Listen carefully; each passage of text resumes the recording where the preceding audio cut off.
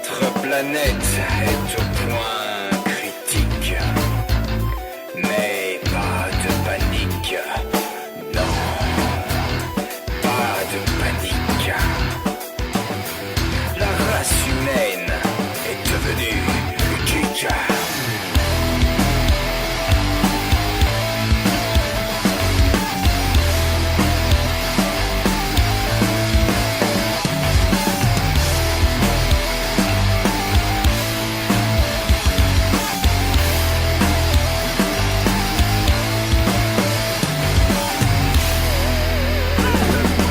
Il existe une sorte d'humain qui sait manier des épées à deux mains, qui subit régulièrement des attaques zombies, qui joue à Pong le soir dans son lit. Ces demi-dieux vont nous sauver de l'apocalypse, acteurs gamers de la cyberguerre. Ces justiciers du canapé vont headshoter quand le Big Boss va débarquer.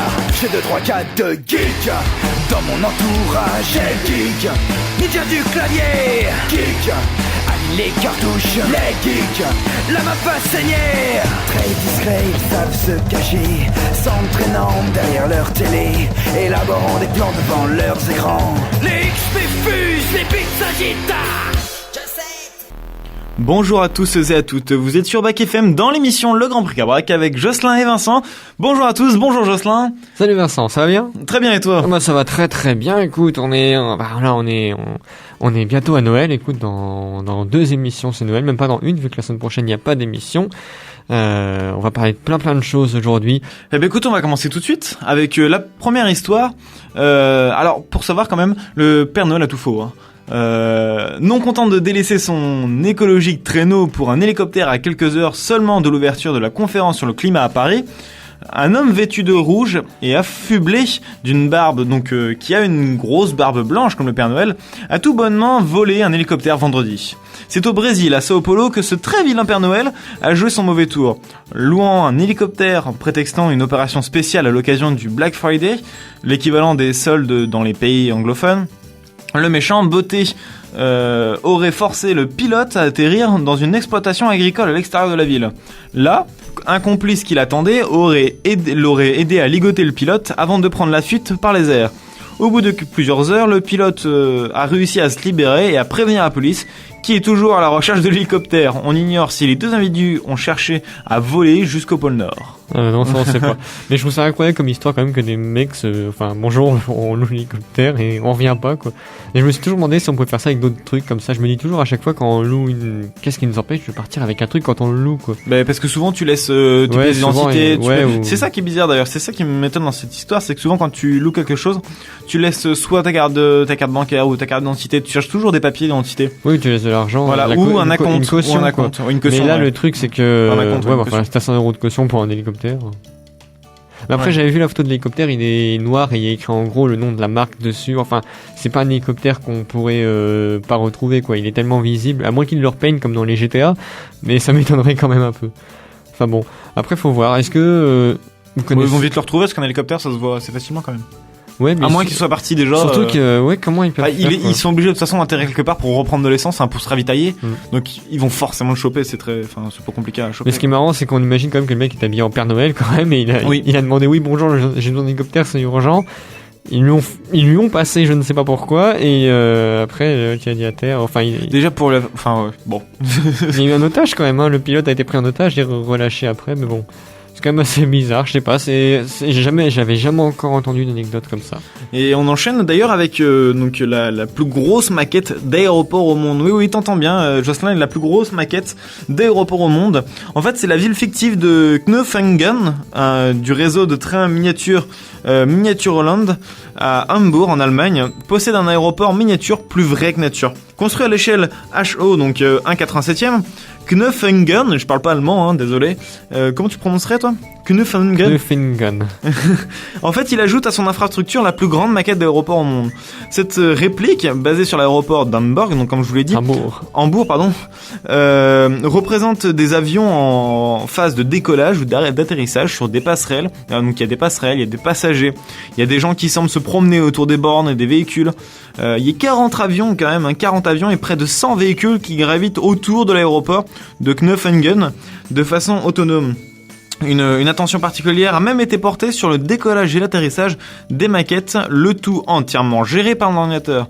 La conception et la réalisation de la maquette ont duré pas moins de 6 ans et ont coûté la somme colossale de 5 millions de dollars, donc US. Il est possible de visiter cette réplique, bien entendu, qui est hors du commun et qui est là donc depuis 2011. Avis aux amateurs, à tous ceux que ça intéresse, aux amateurs de modélisme. Ouais, voilà. Alors, si après, pour vous donner une idée de l'échelle 1,87e, un Boeing en échelle 1,87e, ça fait à peu près 1 mètre de longueur. Si on le prend sur la longueur, c'est quand même vraiment, c'est 87 fois plus petit, mais ça reste quand même assez gros. Et il vole, c'est en intérieur, et les trucs volent, en fait, à l'avion, il vole, il décolle, puis il fait un tour, puis il réatterrit toute la journée.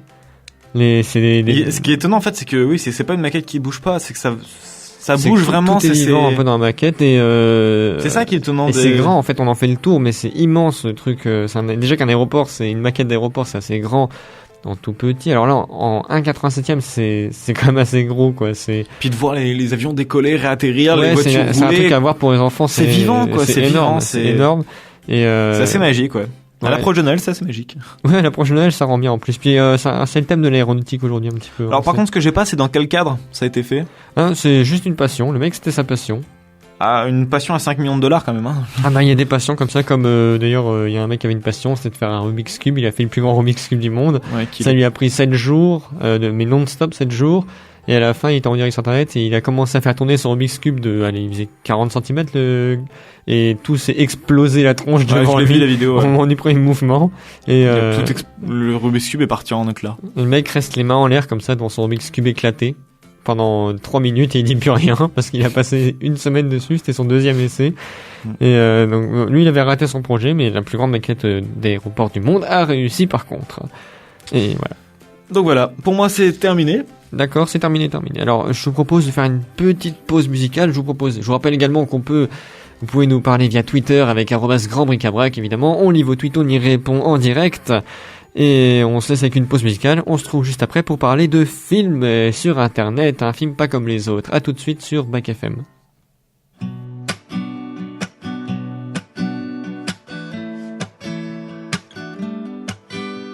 She work it, girl, she work the bowl. She break it down, she take it low. She's fine as hell, she's about the dough.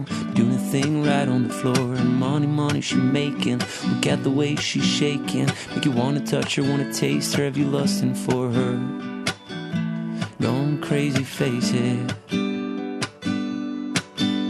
She's so much more than you used to. Knows just how to move, seduce you. She's gonna do the right thing, touch the right spot, dance in your lap, too ready to pop. She's always ready when you want it. She want it like an info, the info. Show you where to meet her on the late night till daylight. The club jumping if you want a good time.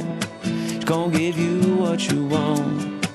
Baby, it's a new age. You like my new craze. Let's get together, maybe we can start a new phase. The smoke's got the club all hazy. Spotlights don't do you justice, baby. Why don't you come over here? You got me saying, ayo. I'm tired of using technology. Why don't you sit down on top of me? Ayo. I'm tired of using technology. I need you right in front of me.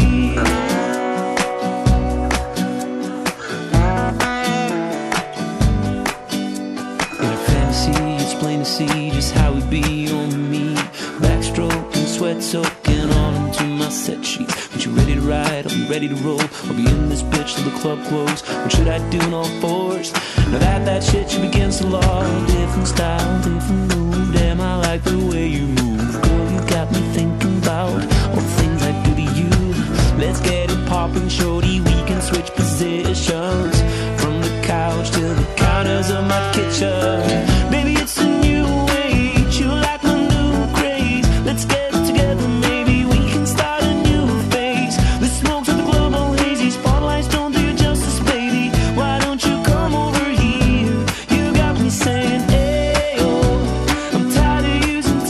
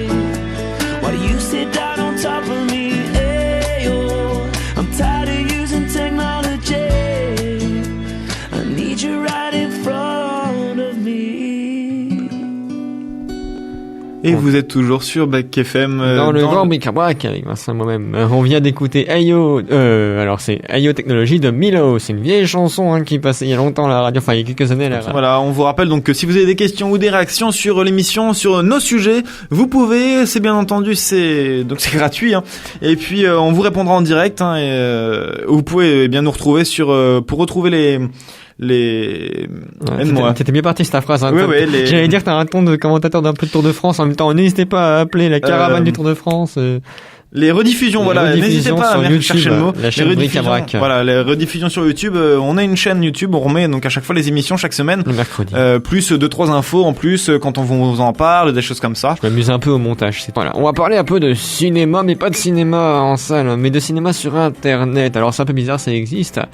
Et c'est un film qui s'appelle Les Dissociés, il est français, et la distribution qui est un peu inhabituelle par rapport aux films plus conventionnels que d'habitude. Et on le remarque de plus en plus aujourd'hui, puisque en effet Golden Moustache a diffusé son film qu'il vient de mettre en place, du groupe Suricat, donc c'est un de leurs sous-groupes, c'est des gens qui font des sketchs humoristiques sur internet habituellement, et là ils ont fait un film qu'ils ont mis sur YouTube gratuitement. Donc, comme je disais, on le remarque de plus en plus aujourd'hui, la chronologie du cinéma se fait bousculer par des nouveaux acteurs et des nouveaux principes de rémunération. Récemment, on a pu voir Netflix, la grande compagnie américaine, proposer en même temps son nouveau film Beast of No Nations sur sa plateforme et également au cinéma. Donc, vous pouvez l'avoir autant au cinéma que sur Internet ou sur sa télévision. Et le 24 novembre dernier, c'est une autre tentative qui a débarqué sur Internet au niveau français. C'est celle de Golden Moustache, donc la chaîne YouTube de M6, avec le groupe d'humoristes Suricat qui a diffusé Les Dissociés en direct sur YouTube et le tout gratuitement, ça coûtait pas un rond. L'heure et le quart, alors ça dure 1h15 et c'est visible sans le moindre souci, il y a aucun mur de publicité, de paiement qui se met en place et la vidéo alors à l'heure actuelle, la vidéo elle en est déjà à 1,7 million de vues, 1 700 000 vues, voilà. C'est assez énorme. Faut savoir qu'une vue YouTube est déclenchée, je me suis renseigné, après 30 secondes en moyenne de visionnage à peu près. Enfin, au moment où la vidéo, où YouTube considère que le spectateur est engagé dans la vidéo, une vue est comptabilisée. Si la vidéo est plus longue, le compteur se lancera vraiment plus tard. Donc là, comme le film dure 1h15, on peut estimer que c'est à peu près vers 30 minutes de vue, un truc comme ça. Alors... voilà, il y a Anna qui a enfin trouvé le Twitter. Bravo. La force tranquille. La force tranquille. Alors cela signifie, donc si la vidéo est plus longue, donc on avait dit, le compteur s'incrémentera plus loin. Ça signifie que les vues réelles des dissociés ne sont sûrement pas aussi hautes que le chiffre indiqué, mais même en estimant qu'on peut diviser par 2, donc c'était 1 700 000, ça fait 800 000, un peu plus de 900 000 vues, 2 x 9, 18, 850 000, ça fait 850 000 personnes qui auraient vu le film, on va dire, en entier, en admettant qu'il y en ait la moitié qui soit allée jusqu'au bout. On peut dire que c'est quand même vraiment beaucoup, même avec 800 000. Plus de la moitié, elle est jusqu'au bout quand même. Ouais, mais non, mais on estime, parce que comme ça se lance assez rapidement, des fois, puis il y en a qui le voient 2 fois, bon, c'est une estimation. Mais la prouesse reste remarquable. Parce que si on prend le meilleur classement français des cinémas cette année au niveau lancement, L'épreuve 2, c'est celui qui a eu le meilleur lancement, il n'a attiré que 310 000 personnes en salle pendant sa sortie. Alors que là, on en est, en étant à la moitié, à plus de 800 000 personnes qui l'auraient vu en entier. Bien entendu, le raccourci qui dit que Les Dissociés fait mieux que la plupart des films français sortis est facile à emprunter et conduirait à une analyse qui n'est pas très correcte au niveau de la situation. Parce que c'est une chose de payer d'entre 4 et 12 euros une place de cinéma et de regarder un film jusqu'au bout dans la salle. C'est pas pareil de cliquer sur un bouton play sur YouTube chez soi sans payer un centime. Les gens y vont plus facilement. On peut mettre pause, on peut mettre, on peut arrêter quand on veut, tout ça. Et c'est là que le modèle des dissociés devient quand même plus intéressant. Golden Moustache a tout misé sur le placement de produits et la publicité, en complément d'une diffusion sur W9 dans un deuxième temps qui ne tardera pas à arriver. On peut voir donc différents objets qui ont été utilisés par les acteurs ou dans le décor, qui ont été choisis après que la production ait signé des contrats publicitaires avec les différentes marques. Alors si la pratique n'est pas nouvelle et employée à tort et à travers parfois, on parlera pas de Jurassic World qui est un peu le roi des placements de produits, où ils ont presque du coca dans toutes les scènes dans la main. Dans le cinéma américain, c'est plutôt innovant d'en faire une source de rémunération principale. Ça vient pas à l'idée aux USA de faire ça. Une idée que les youtubeurs en France ont adoptée depuis très longtemps déjà, en devenant des panneaux publicitaires mouvants de toutes les marques qui existent. Au niveau Golden Moustache, c'est un peu l'expérience au niveau du test de l'audience. Est-ce que les gens resteront jusqu'à la fin du film, ou est-ce qu'ils vont considérer YouTube encore comme un lieu qui n'a de la place que pour des podcasts et des vidéos de moins de 15 minutes? Ce qui est quand même la majorité des vidéos, il y a rarement des films vu le temps et l'argent que ça prend. C'est une expérience qui est à suivre, d'autant que Google semble vouloir encourager ce type de contenu avec son annonce d'offre payante YouTube Red, où il faudrait payer pour s'abonner à une chaîne YouTube. Alors ils en ont parlé il y a 1 an et demi de ça. Ça a pas. Le truc, c'est que les gens adhèrent pas trop à faire payer les gens pour être à leur chaîne YouTube, vu que la majorité des gens qui sont des gens lambda comme vous et moi, qui mettent des vidéos sur Internet, le font par plaisir et pas par envie de revenus au départ. Et après, il y en a pour qui ils ont de la chance, ça devient une source de revenus, mais c'est entre 1 et 5% de ces gens-là et pas au point d'en mettre une offre payante, quoi. Donc on a, alors pour l'histoire, c'est Lily et Ben qui forment un jeune couple parisien. Ils sont heureux dans un quotidien très monotone, jusqu'au jour où ils se font voler leur corps, leur corps, par un groupe de dissociés. Un dissocié, c'est un être humain qui est capable d'échanger son corps avec celui de quelqu'un d'autre. C'est-à-dire que son âme passe dans le corps de l'autre personne et l'autre personne passe dans le... En fait, ils échangent de corps. Ils échangent leur âme, en fait. Pour récupérer leur corps, donc, Lily et Ben vont devoir faire face à un dissocié dangereux qui s'appelle Milo, qui lui peut contrôler le corps des autres sans quitter le sien. Le couple sera aidé dans sa quête par Magali, une petite fille de 5 ans. Particularité, elle est bloquée dans le corps d'un homme de 30 ans. Donc c'est assez rigolo. Alors, un barbu, je précise quand même, barbu, grand, barbu, baraqué. Ouais, baraqué. Alors il faut savoir que, alors moi je le sais. C'est qui l'acteur déjà d'ailleurs? C'est que je ne sais pas. Alors je sais qu'il y a un acteur de la comédie française, mais je ne connais pas le nom de ces. Parce que comme du coup les 3/4 des acteurs sont des acteurs de Golden Moustache, de Suricat. Voilà, tous les acteurs tous quasiment à part un ou deux sont des acteurs qui viennent d'internet.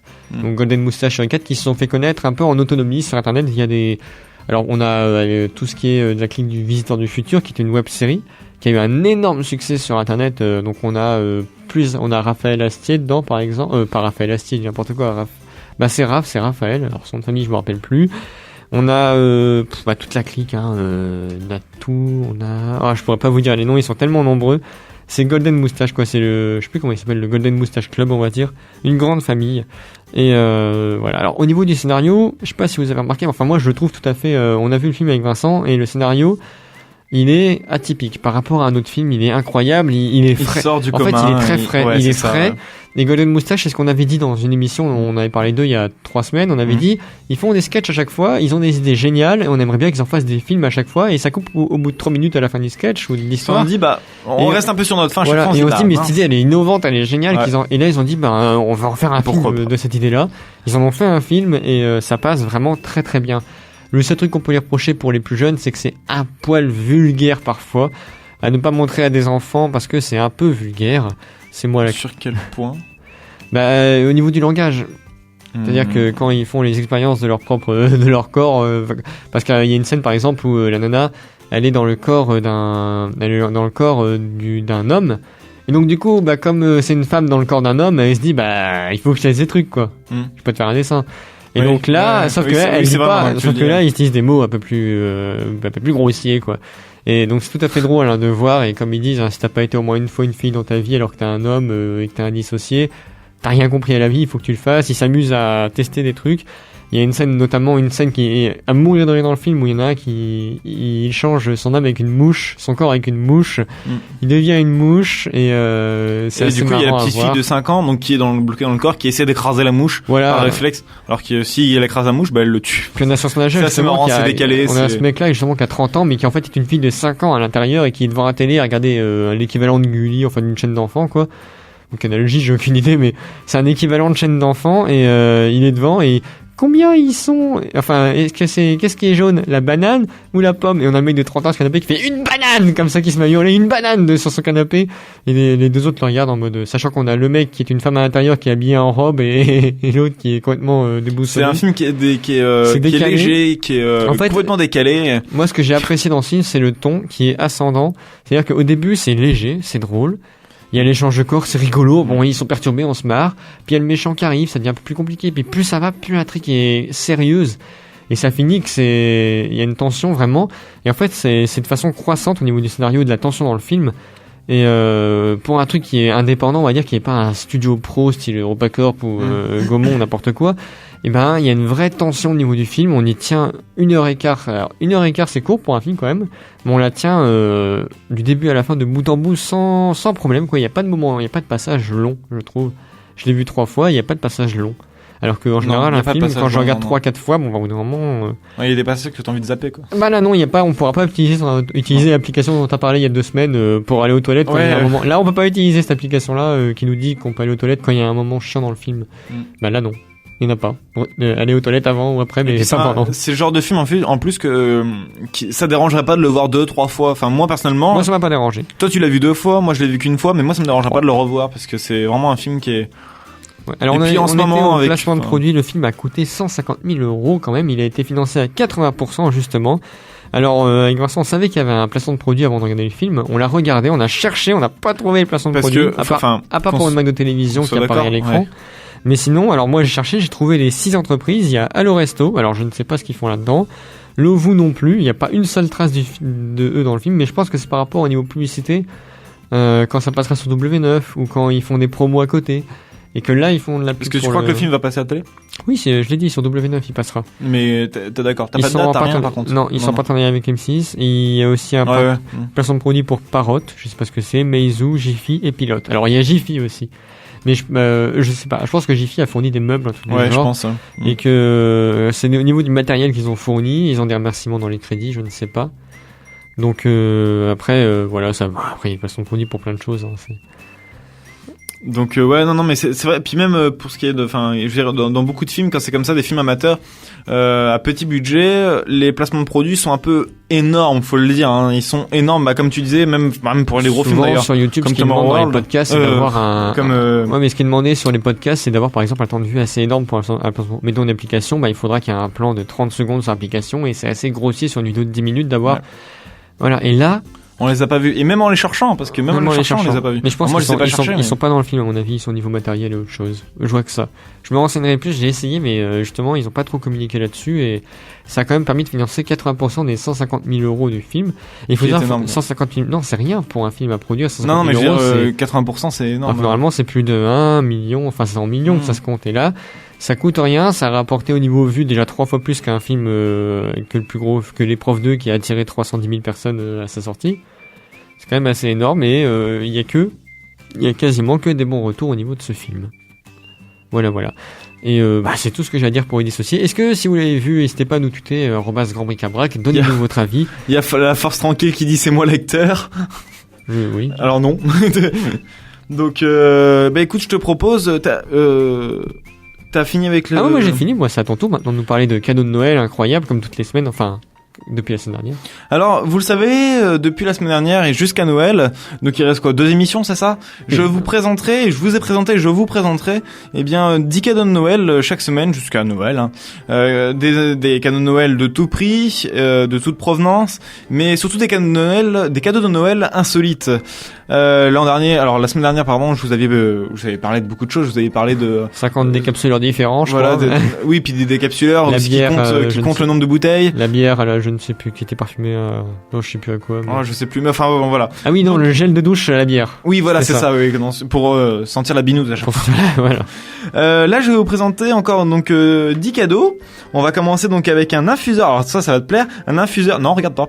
Un infuseur de thé Tardis. Ouais. Un Doctor Who, qui vient donc de Doctor Who, la série culte. Concrètement, c'est quoi? Alors il y a l'infuseur de thé, hein. Enfin il y a le petit truc où tu mets le thé dedans, mais aussi j'ai vu moi à côté il y avait la cafetière. Enfin pas la cafetière, la théière, pardon. Oui, la théière en forme de Tardis. Ouais, ok. La Tardis dans Doctor Who, dans Doctor Who la série, c'est la machine qu'ils utilisent pour voyager dans le temps. Donc c'est magnifique, hein. C'est une cabine téléphonique. Donc le Tardis c'est une cabine téléphonique, mais c'est magnifique. Il y a aussi la boîte à cookies en forme de Tardis qui est très jolie. Ah, j'ai pas vu ça. Donc voilà, en plus, non mais c'est original, c'est sympa. Voilà. Après il y a aussi alors là j'avoue que j'ai un peu plus de mal. C'est un spray buccal qui permettrait d'avoir l'accent irlandais. Alors sur le principe. Quand je l'ai lu, je me suis dit, est-ce que c'est du fake, hein, finalement? Est-ce que c'est juste pour dire que? Mais en même temps, je regarde le tube, je regarde tout ça, puis je me suis dit, attends, avec l'hélium, on peut modifier la voix. Est-ce que par avec certaines dedans, quoi, voilà, moi je pense que c'est possible, sachant que je vois pas. Enfin, surtout que dans ce cas-là, si c'est vraiment 90 dedans et ça t'arrache la gorge, du coup après tu parles comme ça parce que t'as vachement. Si c'est du fictif, dans ce cas-là, ils auraient joué sur l'apparence. Pour avoir l'accent irlandais, c'est ça, me prenez un chewing-gum et parler anglais, et normalement, il y aura du British accent, comme ça on comprend rien et c'est l'accent irlandais, quoi. Donc j'ai aussi des peluches d'animaux, d'accord, c'est mignon. Sauf que les peluches elles sont écrasées. En fait, c'est des peluches animaux écrasés. Enfin, moi, je trouve ça vraiment marrant. C'est trop mignon. J'allais dire mignon. Bah, c'est trop mignon. C'est trop mignon. Non, en fait, c'est genre, si tu veux, la peluche, elle est presque plate. Et puis, mais en relief, bien sûr, mais elle est plate dans le sens où elle est pas très grosse, quoi. Et puis, on a l'impression qu'il y a un puis, il y a les boyaux qui ressortent. Non. Mais en nounours. En nounours, c'est super joli. Et je t'assure que c'est pas moche. C'est vraiment joli. D'accord, bah écoute, on verra. C'est rigolo. Je mettrai des photos si vous voulez sur. Tu mettras des photos sur Twitter. Ok. Et puis t'en parleras on remettra des photos aussi sur la rediffusion sur YouTube. J'ai aussi donc pour revenir au décapsuleur, là j'ai des sandales avec un décapsuleur qui est sous la tongue. Oui, comme ça t'as du sable dans ta bouteille. Et j'ai pensé la même chose. Je me suis dit attends, si tu marches par terre déjà ça va casser un peu le truc et puis. Donc non mais enfin bon après c'est rigolo, mais je pense que c'est une fois. Bon après c'est des petites choses. Enfin moi je trouve ça marrant. Ouais, je pense que c'est essayer, savoir les critiques. C'est genre un truc que t'achètes, tu le mets sur ton sac à dos quand tu vas en soirée. Ouais c'est ça, c'est exactement ça. Ouais. Mais bon c'est rigolo. Quelque chose par contre qui est vraiment pour tous les fanas de pâte à tartiner, une cuillère d'oie. Parce que tout le monde le fait, on l'a tous fait, tous les fans de pâte à tartiner ont mis leurs doigts dans le pot dans pour le manger. Miel ou dans n'importe quoi. Ouais, dans le miel, n'importe. Ça colle dans le miel. Ouais, mais n'importe, même oui, dans le miel, la confiture, tout ça. Et ben là, ils ont créé enfin entre guillemets, une cuillère d'oie. C'est une toute petite cuillère qu'en fait on met au bout du doigt. D'accord, en fait, ça a la forme du doigt et puis au bout t'as une cuillère quoi, c'est. Non, ça se met pas par-dessus le doigt, ça se met au bout du doigt. Hein. D'accord. Et c'est en fait du coup ça te permet de manger avec ton doigt, c'est rigolo. Moi en fait d'un côté je trouve ça rigolo, mais d'un autre côté je trouve ça un peu bête dans le sens où dans ce cas-là autant prendre une cuillère normale quoi. Oui, bah oui. Je suis d'accord. Mais parce qu'à la base si on plante le doigt, c'est que on a la flemme, faut le dire, c'est qu'on a un peu feignant pour prendre une cuillère ou c'est que juste on veut goûter une fois. Là, c'est-à-dire qu'il faudra avoir tout le temps la cuillère sur soi. Enfin, bon. Après, c'est rigolo, c'est des gadgets inutiles. Est-ce que ça vous plairait, vous, une cuillère droite, une cuillère d'oie? Le nom est imprononçable. Et dites-le nous sur Twitter, @grandbricabrac. Parce qu'on aimerait vraiment savoir s'il y a des gens qui achèteraient ça. Dans le même esprit, non. Dans l'esprit du Monopoly, la semaine dernière, je sais pas si vous vous rappelez, je vous aviez présenté un Monopoly. Game of Thrones. Voilà, Game of Thrones. Et bien cette année, cette semaine, pardon, j'ai décidément moi. Cette semaine, je vous présente Monopoly The Walking Dead. Donc pour tous les fans de la série. Et puis un Monopoly aussi, Doctor Who. Ah, Doctor Who, ça m'intéresse. Par contre, The Walking Dead. Et j'avoue que Doctor Who, ça m'intéresse aussi. Alors The Walking Dead moins, mais enfin bon voilà. Donc c'est des jeux qui sont en vente, hein, c'est des jeux qui existent et qui sont, je pense, intéressants. Et les deux en sont à essayer. Qui sont en plus au même prix qu'un Monopoly normal, je crois, un Monopoly classique. Donc, j'ai aussi des nains de jardin zombies qui brillent dans le noir. Oui, alors pour tous les fans de nains de jardin qui en mettent plein dans leur jardin, et bien là, c'est les mêmes nains de jardin, sauf qu'ils font peur. Mais vraiment, moi je les ai vus en photo, mais qu'ils fassent jour ou nuit, hein, qu'ils aient les yeux qui brillent ou pas, ils font peur. D'accord. Moi, je t'assure que on dirait vraiment des zombies. Ils ont des têtes qui. Mais ça brille dans la nuit, c'est plus important. Ouais. Bah, parce que moi, tu vois les yeux en fait, tu vois les yeux jaunes qui. Ce que j'ai toujours dit, c'est que si tu veux qu'un truc se vende pour les enfants, tu le fais briller dans la nuit. Et du moment où tu dis ça brille dans la nuit, tous les gosses le veulent. Moi, quand j'étais gosse, on me disait ça brille dans la nuit, je le voulais, quoi. Alors là, c'est pas à offrir des enfants quand même, hein. Parce que je t'assure qu'ils font flipper. D'accord, ok. Si t'as ça devant ta fenêtre. Mais pour Noël, c'est pas très top du coup. Voilà. Quelque chose de plus symbolique qui est moi je suis vraiment tombé amoureux de ça. C'est vraiment en fait c'est un collier de part de pizza partagé avec tous ses amis en fait. Alors on connaît un peu le cliché du cœur. Vous savez quand on est avec sa compagne ou son compagnon, oui, du cœur, voilà, la moitié du cœur, chacun et ben là c'est la même chose, c'est une pizza en fait. Sauf que c'est une pizza, c'est plein de petites parts de pizza qui font la pizza en entière et en fait c'est pour un groupe d'amis donc je crois qu'il y a une dizaine de parts hein, dans les environs. On peut avoir trop d'amis mais faut pas en avoir pas assez non plus. Faut avoir donc c'est pour des groupes d'amis de dizaines. Si vous avez 9 amis, c'est parfait. Donc c'est chacun sa petite part de pizza en collier, elles sont plaquées or je crois ou c'est pas donné hein mais ça fait cher la pizza mais bon. Mais c'est symbolique ou elles sont couleur or, je sais plus Ouais mais c'est très sympa en tout cas. Mais en tout cas, c'est vraiment sympa ouais. J'avais vu un collier moi porte pizza mais vraiment la vraie pizza. C'est-à-dire qu'il y avait en fait c'était un collier puis au bout tu avais la boîte en triangle et tu mettais ta part pizza dedans. Ça ne servait à rien. Il y avait aussi la cravate qui était toute cravate pizza. Par contre là il n'y avait pas de protection, c'était juste pour te ruiner ta chemise. Mais ouais non mais. Et on finira avec tiens dis-moi, t'aimes un peu tout ce qui est piquant ou pas? Non. T'aimes pas du tout? Un tabasco par exemple? J'aime pas manger épicé en même temps. C'était ma blague. Tabasco t'aimes pas? J'ai fait une blague. Hein? Tabasco, t'aimes pas? Non. T'aimes le chocolat, toi? Oui. Si je te dis du chocolat au Tabasco. Non. Et ben je te jure que ça existe maintenant. C'est du chocolat au Tabasco pour ceux qui ont les papilles bien accrochées, puisqu'il en faut. Donc c'est du chocolat qui est disponible aussi, qui est pas forcément excessivement cher. Vous chercherez sur internet. Mais pour tous ceux qui disent moi j'y craigne pas, moi j'adore tout ce qui est épicé, tout ça. Je pensais que ça essayé une fois. Je sais pas si c'est excessivement fort, je sais pas s'il y en a beaucoup dedans, mais en tout cas voilà j'avais déjà vu un cocktail au piment qui m'avait arraché la tronche et que j'avais pas pu finir, qui m'avait coûté 12€ une fois. Alors un chocolat Tabasco. Un cocktail au piment? Ouais, un cocktail avec plein de piment dedans qui arrache. Il était rouge, le truc. Il s'appelait le Debout les morts. Il s'appelait. C'est un cocktail alcoolisé? Je sais pas. J'ai pas fini. Franchement, c'est pas l'alcool le problème. Hein. C'est que ça a arraché la tronche. Ça s'appelait le Debout les morts. C'est pas pour rien. D'accord. Et je confirme, ça a réveillé les morts. C'était en France? Non, oui, c'était à Paris. Ah d'accord, ok. Voilà. Bah écoutez, moi c'est terminé. Je vous représenterai encore 10 cadeaux de Noël insolites la semaine prochaine. Dans 2 semaines, parce que dans 2 semaines, oui, exact. Dans 2 semaines. Ouais, la semaine prochaine on pourra pas être là, donc dans 2 semaines.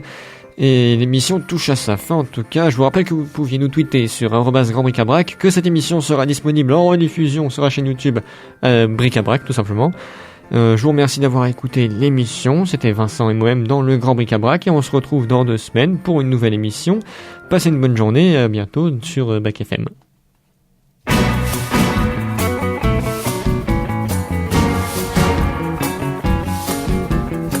La nuit se fait longue, tu me fais pas rire, mais reste même si tu souffles les soupirs. Tu parles trop près, je cherche la paix, et ce bar de velours me crie que je te hais. Tu dis que I'm your only one, c'est ça, prends-moi pour une conne.